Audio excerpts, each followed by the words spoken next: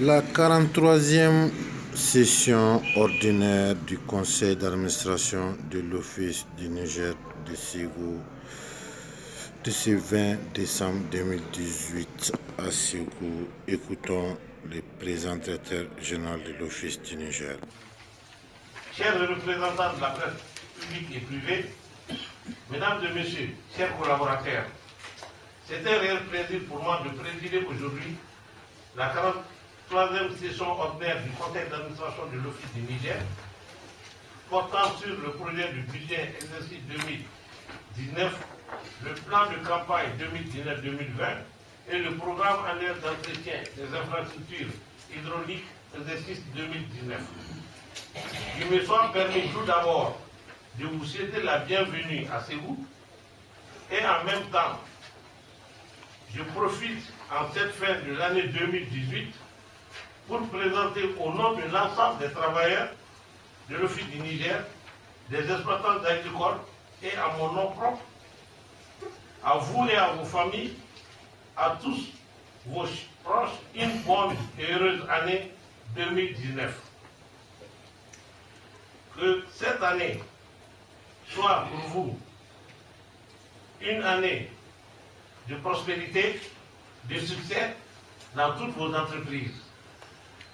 Je prie le Tout-Puissant pour qu'elle soit une année pleine d'espoir quant au retour de la stabilité et de la paix dans notre pays, qui sont aujourd'hui indispensables au développement socio-économique du Mali.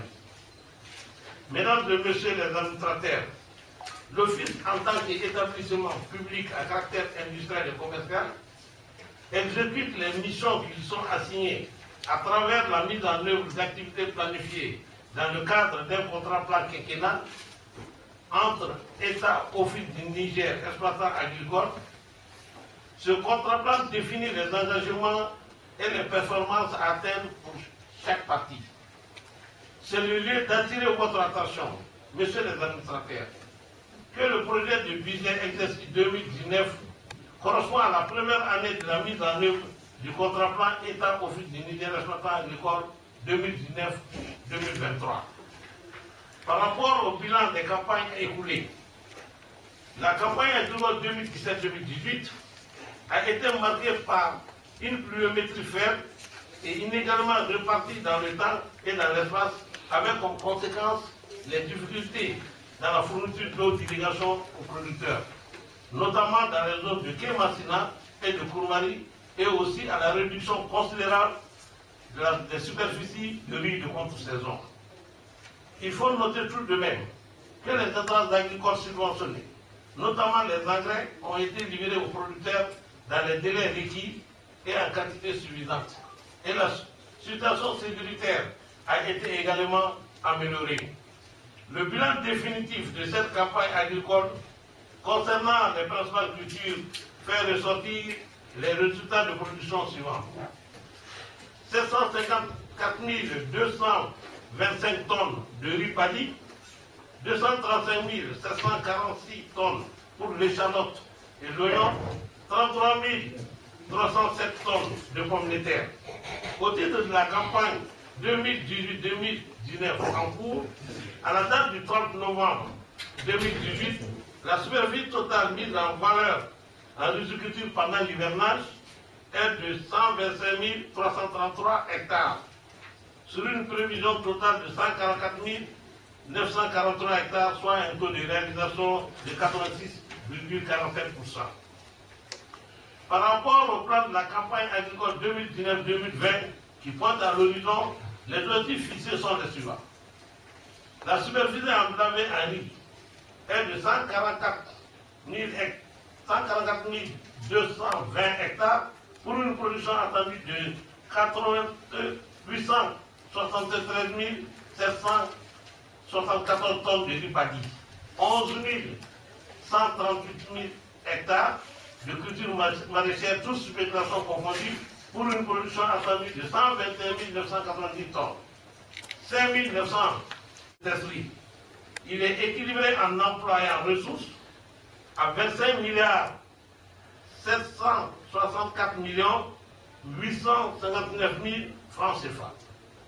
L'année qui s'annonce devrait se traduire par la poursuite du renforcement du rôle de l'Office du Niger dans l'atteinte de l'autosuffisance et de la sécurité alimentaire et nutritionnelle du pays.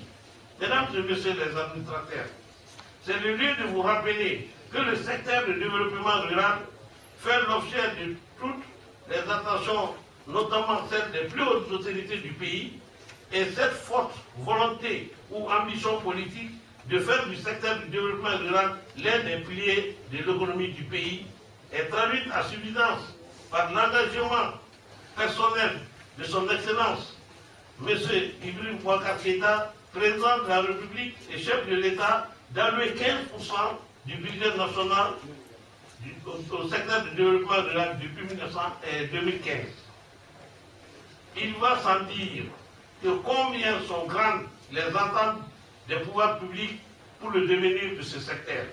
Aussi, voudrais-je vous inviter à une analyse critique et minutieuse des différents documents qui vous ont soumis pour qu'enfin se dégagent des suggestions pertinentes permettant à l'Office du Niger d'atteindre les objectifs qui lui sont assignés dans le contrat plan, et cela en harmonie avec la politique de développement agricole du Mali. Sur ce, je déclare ouverte la 40e session ordinaire du Conseil d'administration de l'Office du Niger. Je vous remercie pour votre aimable attention. D'agriculture irriguée, créée le 5 janvier 1932 par l'administration coloniale française, l'Office du Niger était destiné à produire du coton pour l'industrie textile. Pour concrétiser l'idée, la construction du barrage de Marcala devient indispensable. Le barrage de Marcala est un ouvrage régulateur comportant 488 vannes mobiles. Commencés en 1935, les travaux sont achevés et de la productivité. La réussite de la riziculture à l'Office du Niger est incontestable avec l'utilisation en zone office, car la nouvelle politique de diversification a favorisé le développement des cultures alternatives comme l'échalote oignon, une filière d'avenir entre 30 et 45 tonnes à l'hectare. Les producteurs de l'Office du Niger ont une bonne expérience dans la production, même contractuelle, de ce secteur de Dougabougou. Et sa production s'est accrue avec la mise en service du complexe de Siribala et la nouvelle Soukala SA, derrière le marché intérieur et sous-régional. Avec une telle production et des rendements toujours croissants le long des émissaires de drainage, la reconversion des canaux en terre en canaux en béton et l'installation de bornes fontaines sous pression pour le développement de l'irrigation. Le pays dispose d'un code des investissements très attractif. Par ailleurs, les décrets de gérance de l'Office du Niger assurent la sécurité foncière, notamment à travers des baux ordinaires et amphithéotiques. Pour des productions telles que le riz, le sucre, l'Office du Niger est un pôle de développement à partir duquel les producteurs et investisseurs peuvent aller à la conquête du marché de l'huile.